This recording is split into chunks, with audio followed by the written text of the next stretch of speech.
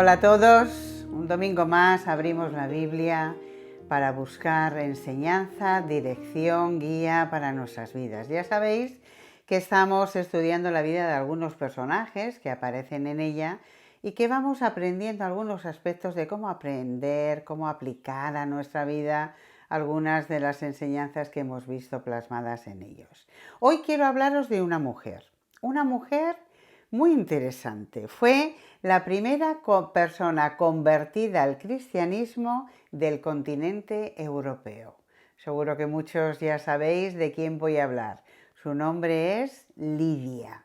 Encontráis la narración en el libro de Hechos y en el capítulo 16, y allí vamos a ver algunas de las cosas interesantes de la vida de esta mujer. Empieza el capítulo narrando al apóstol Pablo con un equipo de colaboradores que quieren ir a abrir otras iglesias y ellos están empeñados en ir a algunos sitios. Pero dice, mira qué interesante, versículo 6 dice, atravesando Frigia y la provincia de Galacia, les fue prohibido por el Espíritu Santo hablar la palabra en Asia. Así que el apóstol dice, bueno, vale, pues si no puedo ir por aquí, pues entonces voy a ir por este otro sitio. Y sigue narrando y él toma sus planes, pero versículo 7 dice, el Espíritu no se lo permitió. Él quería ir a Bitinia, a Misia. Y de repente, en medio de este no saber qué hacer, recibe una visión Pablo de un varón macedonio que le dice, pasa aquí y ayúdanos.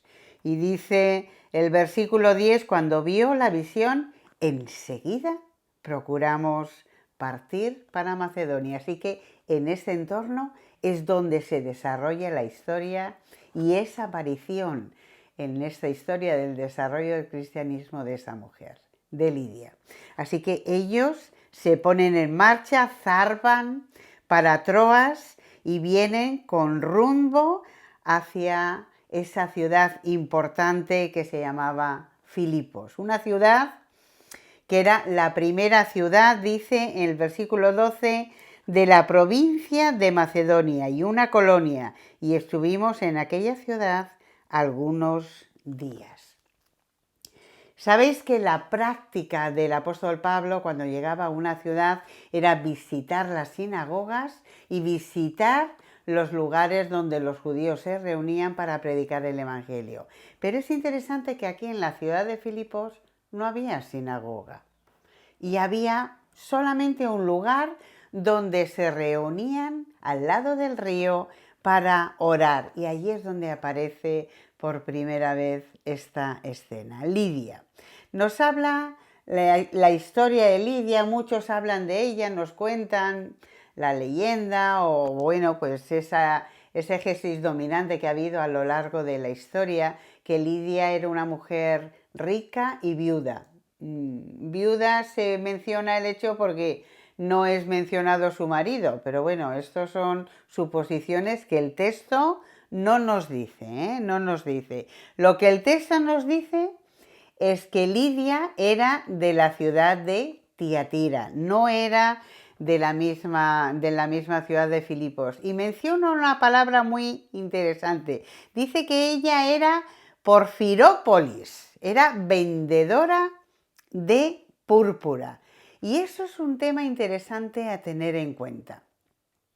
Porque muchos han pensado, bueno, esta era una mujer empresaria, rica, porque vendía púrpura, porque la púrpura, el color púrpura, se extraía de dos fuentes diferentes, una del mar, de una especie de caracol del mar, y otra de la tierra, de vegetales. En la ciudad de Tiatira, donde vivía Lidia, era una ciudad del interior, no estaba en la costa y obviamente allí se desarrollaban la extracción de ese color de los vegetales. Lo que pasa es que la calidad de los vegetales no era tan pura como la que se extraía del mar, por eso era mucho más cara la que se extraía cerca de las orillas del mar. Esta industria era una industria textil muy importante, porque a los reyes les encantaba y a los ricos les encantaba las ropas que estaban con este color. Era un negocio que tú puedes pensar, bueno, esto es un negocio muy próspero, pero tenía unos condicionantes muy interesantes. ¿Sabéis, por ejemplo, cada molusco de los que se extraía en el mar solo daba una gota de color púrpura, con lo cual tenían que extraerse miles de caracoles para poder tener 1 litro de púrpura? La obtención demandaba miles y miles de caracoles. Y lo interesante con esto es que para que el color se fijara tenían que usar algunas sustancias que no eran agradables, entre ellas el orín. Claro, tú imagínate la peste que suponía trabajar con el color púrpura. Como estos hechos eran algo que todo el mundo sabía, pues ¿sabes qué pasaba? Que la gente que trabajaba con el color púrpura no era una gente apreciada por todo esa suciedad, por todo ese proceso largo de extracción del tinte y por esas sustancias desagradables que producían esos olores insoportables que a nadie le gustaban y que nadie apreciaba. Por eso, interesante que prácticamente la mayoría de la gente que trabajaba en la estación del color púrpura eran mujeres. Qué interesante, ¿verdad? Colectivos socialmente mal considerados y tenían que hacerlo en las afueras de la ciudad por el olor que molestaba a todos los vecinos.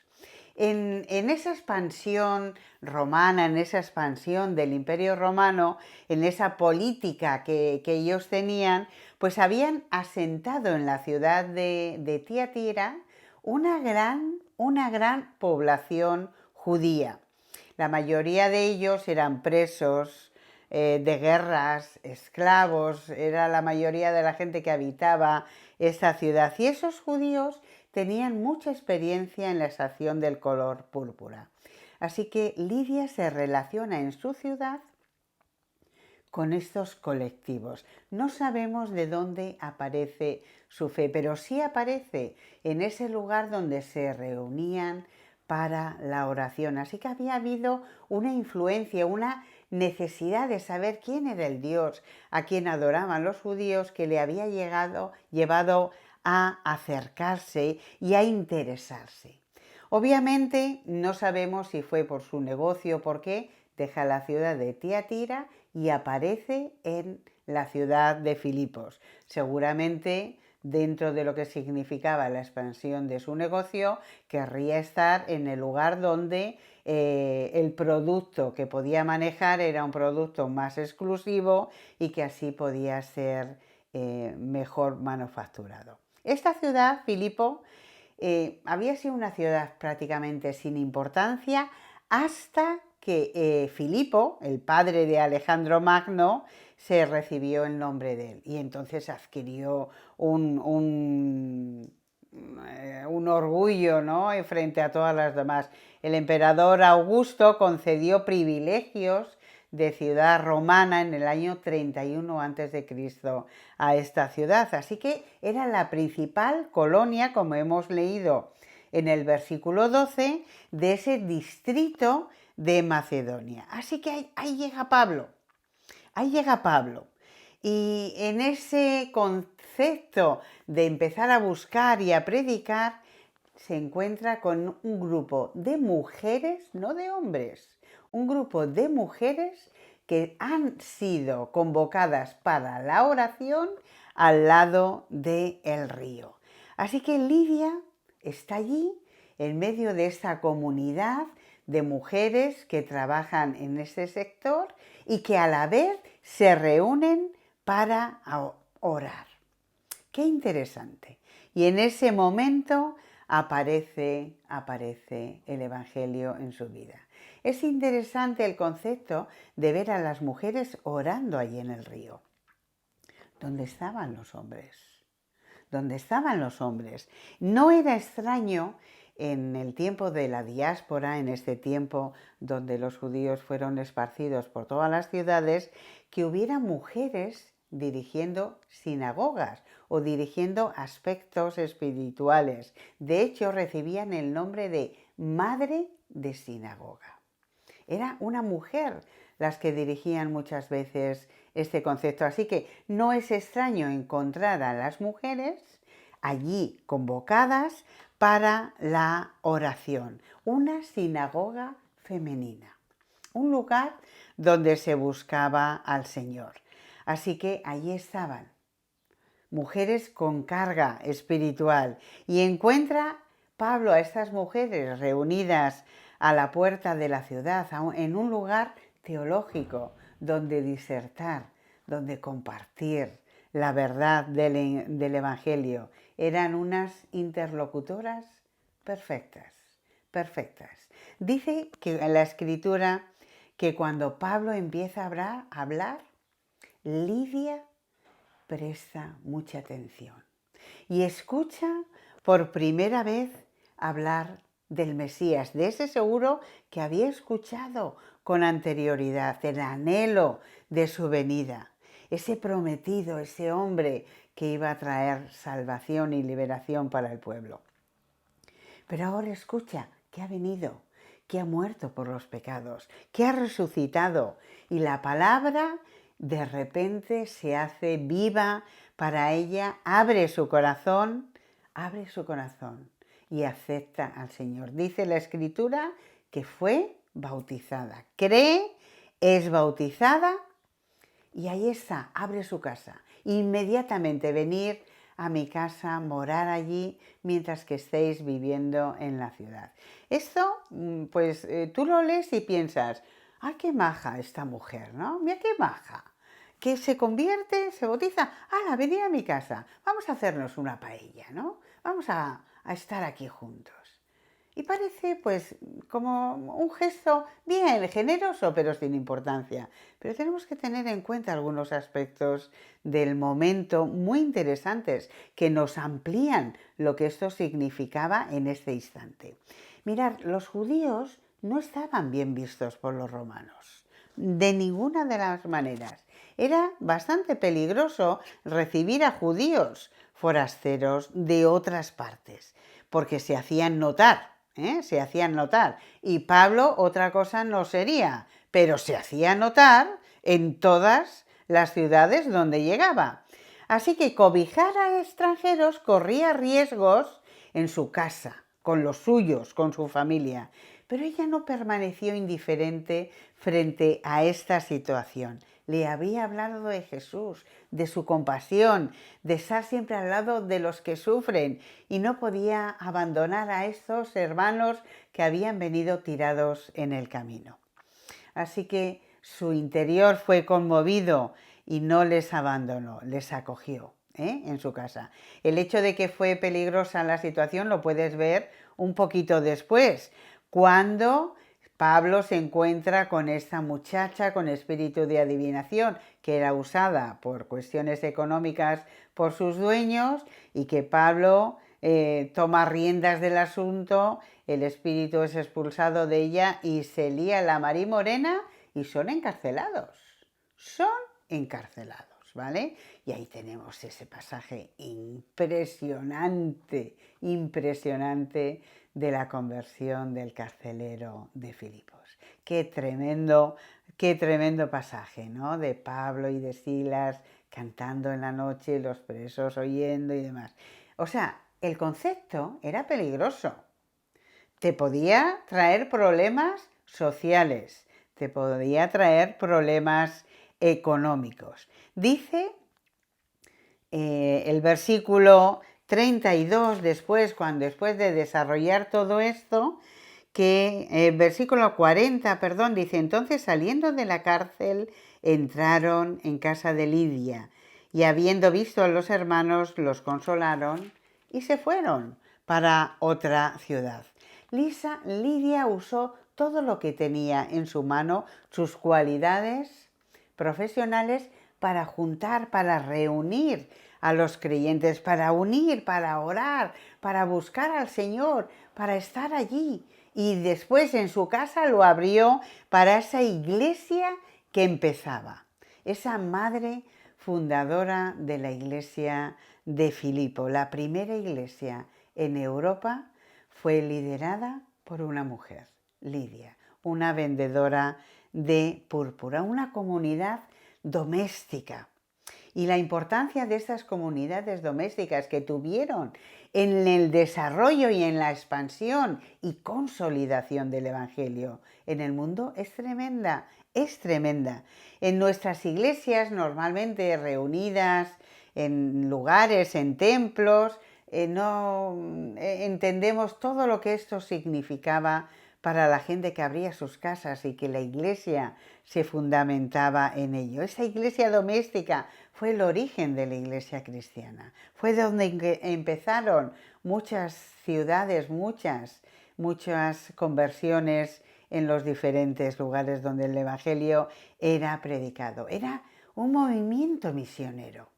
Era algo que el Señor usaba para participar de la comunión, de la enseñanza, de las relaciones sociales entre los creyentes. Qué difícil se nos está haciendo en estos días no poder estar juntos, ¿verdad que sí? Qué difícil es no poder estar juntos. Pues imaginaros qué precioso era en estos lugares donde la gente vivía, convivía, comían juntos, compartían todo lo que tenían. Era hermoso ver cómo la iglesia doméstica ofrecía esas oportunidades de crecimiento y ofrecía oportunidades de diaconías, de ministerios, tanto a hombres como a mujeres. Precioso ver a esta mujer, la primera mujer en Europa donde la iglesia se desarrolla. La casa era originalmente considerada como el dominio de las mujeres. De hecho, me gusta mucho ese concepto muy despreciado socialmente a veces por circunstancias. Cuando alguna mujer dice soy, ¿qué? Ama de casa. Ama, dueña de casa, ¿no? Ese concepto de dueña, de dirigir, no devaluado como lo hemos hecho en nuestros días. Las mujeres eran amas, dominaban, mandaban allí en sus hogares. Y en esas cartas de Pablo se nombra muchas veces la casa de fulano, la casa de mengano, la casa de tal, la casa de cualquiera donde se desarrollaban estas iglesias. La importancia que tuvieron las mujeres en ese principio del desarrollo del Evangelio es tremendo. La primera mujer que se convierte en Europa la primera persona que se convierte en Europa fue una mujer. Eso supone para nosotros, hermanos, una toma de conciencia, de decisión, de conversión, de leer la Biblia sin miradas críticas o ideas preconcebidas. Necesitamos abrir la Biblia y dejar que el Espíritu Santo sea quien nos ayude en esa lectura de un contexto, de una hermenéutica contextualizada, porque si no perderemos mucho de lo que hay en la Escritura. La iglesia doméstica de Filipos fue una iglesia que Pablo amó a lo largo del tiempo, generosa con ella de una manera tremenda. Lo puedes ver cuando en el año 61 después de Cristo escribe su carta a los filipenses. Esa carta, 11 años después de su fundación. Y mira lo que dice, qué precioso en Filipenses 4:11. Hermanos míos queridos, añorados, mi alegría, mi corona, mis amigos, manteneos así, fieles al Señor. ¡Qué palabras!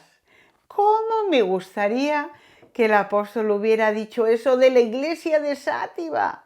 ¡Ay, qué precioso hubiera sido para nosotros! Lo escribe desde la cárcel de Roma y les dice que les añora.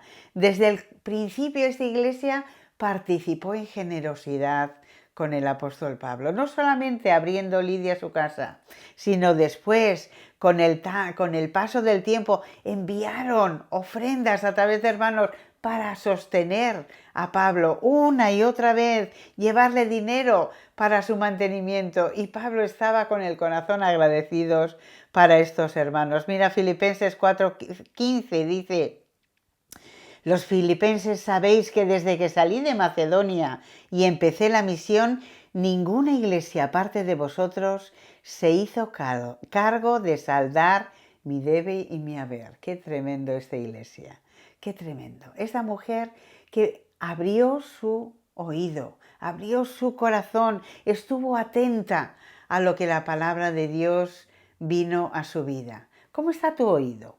¿Cómo estamos de atentos a lo que el Señor nos dice? Cuando abrimos la palabra, ¿cómo dejamos que el Espíritu Santo trabaje a mi corazón? El estar atento a la palabra es lo que me ayudará a tener un camino iluminado, porque recuerda que la palabra de Dios es lámpara a mis pies, como dice el Salmo 119. Es decir, puedo saber por dónde puedo andar y así evitar algunos tropiezos en mi vida. Después de su conversión, lo primero que hizo Lidia fue servir. Servir inmediatamente. Abrió las puertas y se puso a la orden de lo que Dios quería. Era una mujer trabajadora, que supo escuchar, que adoraba a Dios, una mujer de fe, decidida, que sabía ser hospitalaria, que era generosa con todos. Vaya, qué mujer servidora del Señor. Cuando la gente te mira, ¿qué dice de ti? ¿Cómo te define? ¿Cómo te define los demás que te conocen bien? Esta mujer fue definida como una mujer trabajadora, de fe, que oraba y que servía a Dios con generosidad. Tremendo para aprender de ella. ¿Está blindado lo que tienes o lo compartes? ¿Tu casa es tu castillo o es el lugar de refugio donde los demás también pueden llegar y recibir una palabra de aliento? ¿Lo que tienes es todo tuyo o tenemos que aprender a soltar y aprender a ser generosos también con los demás? Por ejemplo, os voy a decir algo. Estos domingos no nos estamos reuniendo. ¿Cómo está tu diezmo? ¿Cómo está tu ofrenda al Señor? Estás guardando y diciendo: uy, qué bien, este mes me he librado yo de pagar cuota. El diezmo no es una cuota, es una alegría que se tiene que hacer con generosidad. Hermanos, ¿somos generosos con las cosas que el Señor nos da? Lidia, ¡ay, qué mujer para aprender! ¡Qué mujer para aprender! De las mujeres también se aprende.